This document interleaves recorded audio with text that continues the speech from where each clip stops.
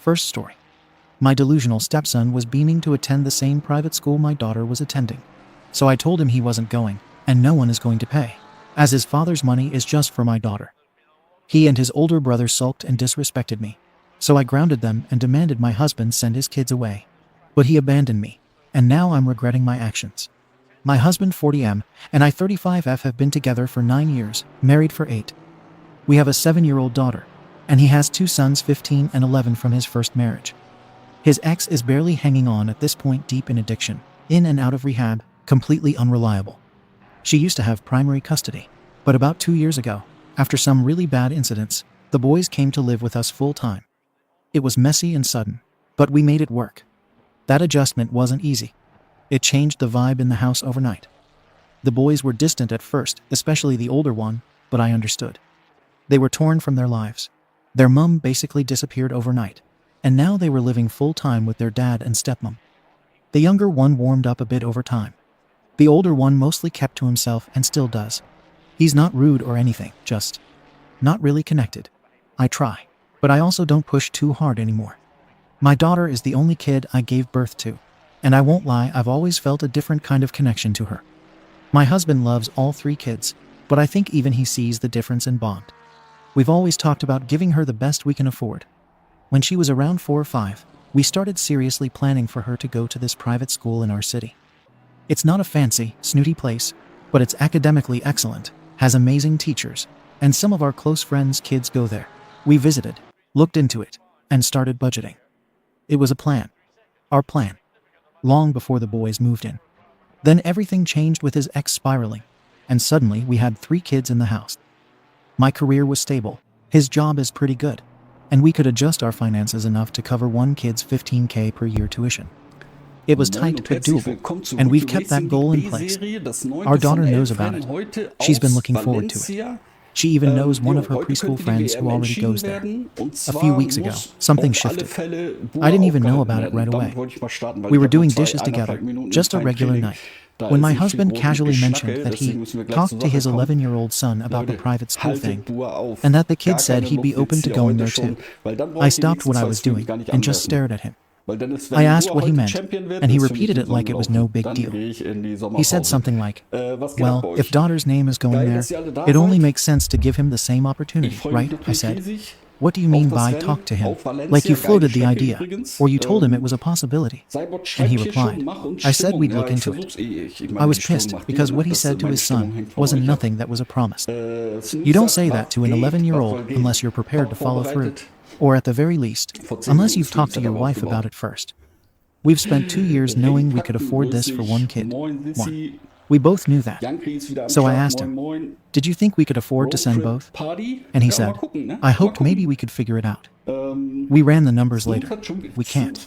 There's just no way. We don't have $30,000 a year lying around for 2 private school tuitions. Not unless we completely give up vacations, cut out every bit of personal spending, and maybe even sell one of our cars. The worst part for me was how casual it all felt to him. Like it hadn't even occurred to him how this would impact everything.